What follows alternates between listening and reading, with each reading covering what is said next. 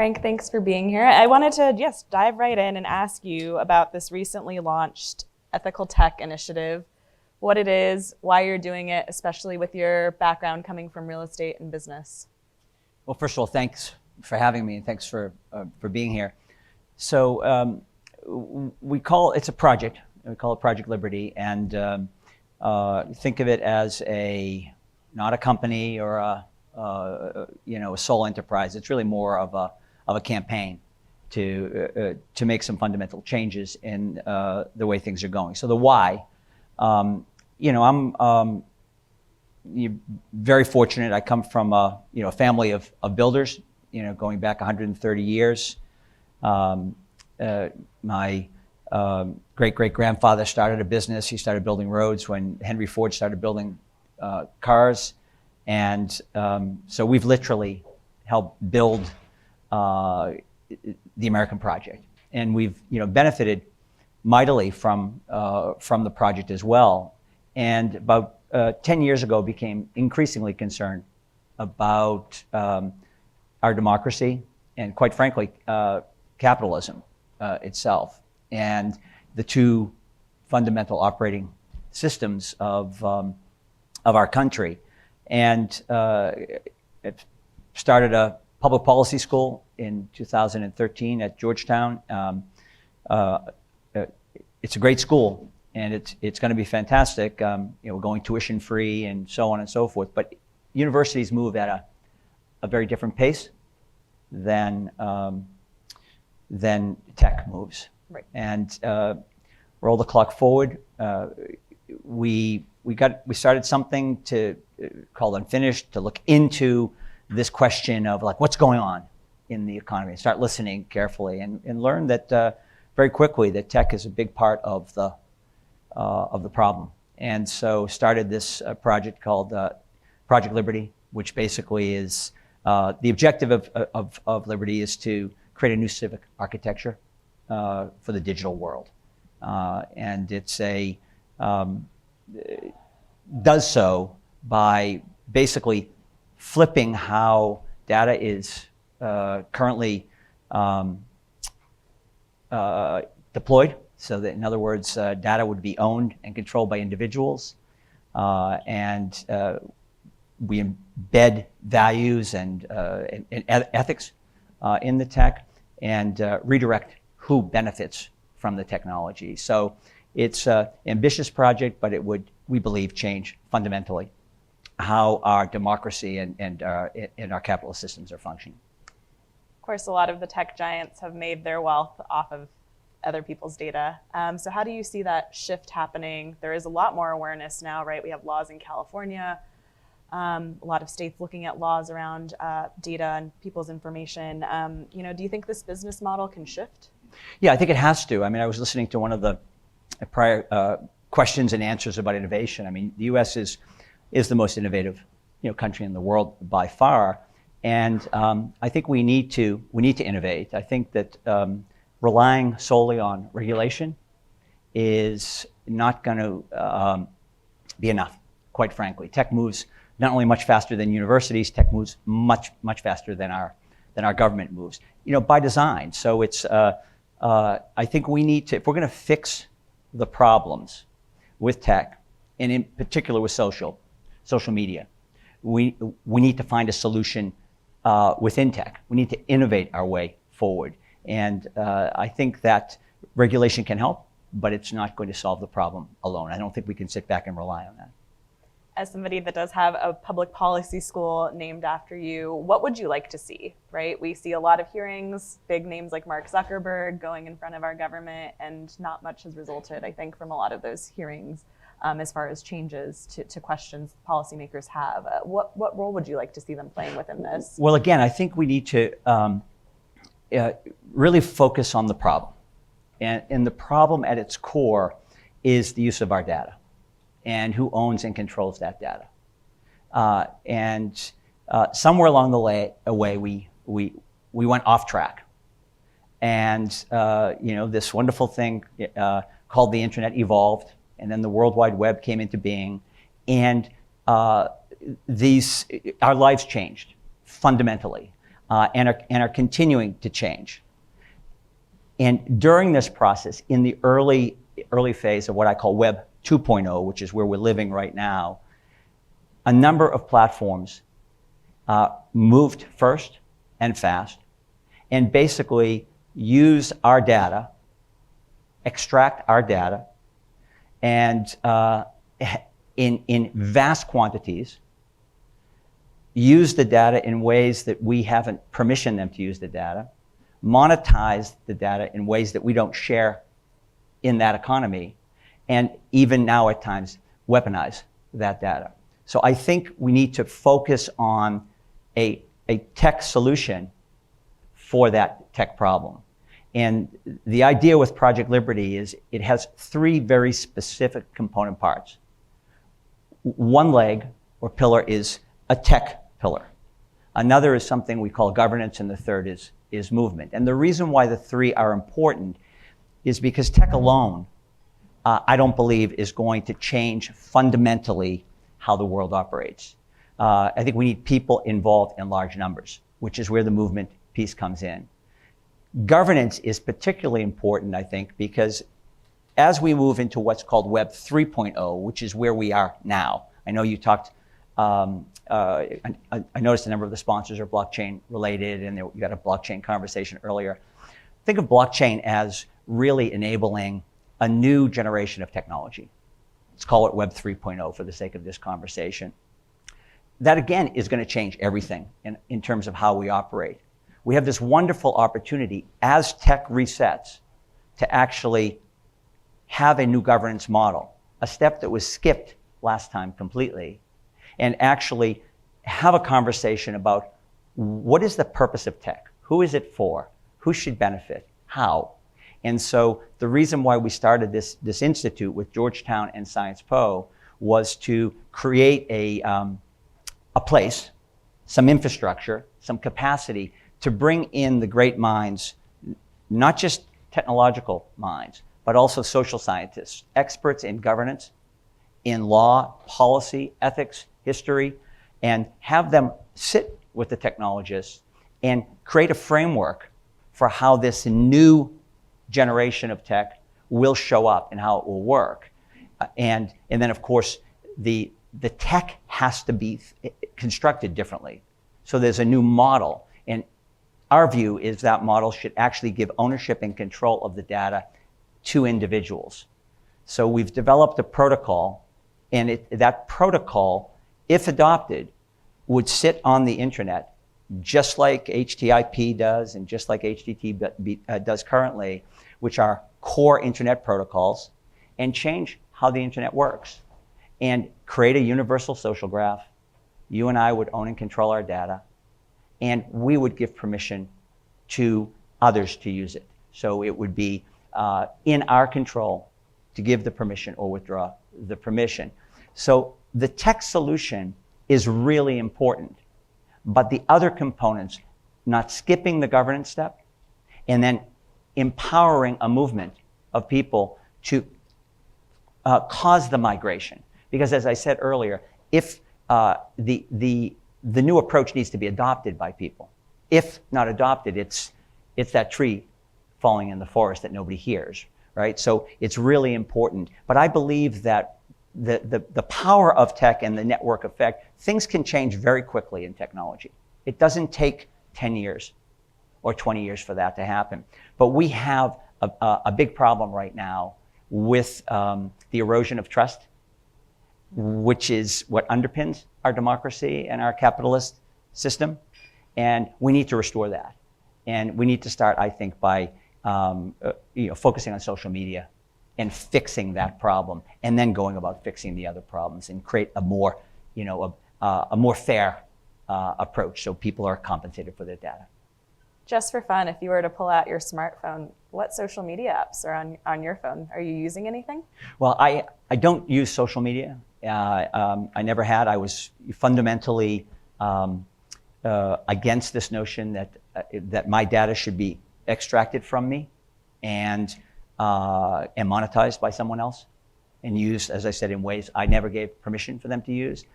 But I do I do search, right? And I do use other aspects of the benefits, right, of the internet. So your data is being extracted whether you use social media or not. So if we all search, right, your data is being extracted. We all drive a car, right? If it was built after a certain year, your data is being extracted. All those devices we have in our homes. When we engage in e-commerce, our data is being extracted. When we walk down a city street, I don't know about Greenwich, but I'll be heading back to Manhattan. When I walk down a street in Manhattan, my data is being extracted. And the data is being extracted going into a few huge platforms. Those platforms control that data. Those platforms monetize the data. And they do it in ways that we don't give them permission to do, and we don't actually know how they're doing, how they're monetizing that data. And we've seen recently how that data is weaponized. You know, I know it wasn't your publication, but the Wall Street Journal did a very good series, in-depth coverage of what's going on. This is very real. Okay, what's happening with Facebook, for instance, is very real. And the piece about young women and what Instagram does to those women, that's very real. And we're not going to be able to continue to enjoy the benefits, for instance, that my family has enjoyed, which is why I started by mentioning that. We've really been a beneficiary of this great country and this capitalist democracy. We can't take it for granted, because with technology, the information, true or false, right or wrong, travels very, very quickly. Who would have thought in February of last year it would be more difficult to convince people of the health benefits of a vaccination and risks, if there are any, but the facts around vaccinations, than it would be to invent a vaccine, create it, have a supply, distribute it, and put it in people's arms. I heard the prior speaker talk about climate. We need to at least have conversations that have facts, and then we can decide what to do or not to do. And thankfully, there is a new generation of technology that we're at the cusp of. And it's not just blockchain, it's a new generation of technology enabled by blockchain. There is a moment here where we can actually have, now that we know how the internet works, we can actually have it work the way we want it to work, as opposed to how it's working right now. Really important to keep the connectivity and the power and the possibility of the internet, but equally important to change the architecture, change the model. And it's possible if we move aggressively and quickly. Again, this is what the project is about. It's why we have 3 specific legs. We don't want to just be a tech company that's competing against these giants, and geez, I wonder if this little company will be able to compete against. We'll lose. Don't want to just be a movement where people are, marching on, going to the mall in Washington or something like that. For what? So the idea of a movement with a solution, and a solution with people demanding a better way forward, and a stop to data being extracted is, we think, very, very important. And let's not forget that governance step, because otherwise Web 3.0 will be like Web 2.0, only worse, because the tech is getting more powerful. You're in a business audience room. Want to ask specifically how they should be thinking about this, how they could get involved if they care, and also an audience that does. Hedge funds buy a lot of alternative data. They're using that in their investment processes. Yeah, it's going to be a process. I think it starts with really having conversations like this and really having honest discussions about this, to me, it's fundamental. It's who owns the data. Who owns and controls the data? I think of the data I create as my digital DNA. I created it. It's my data.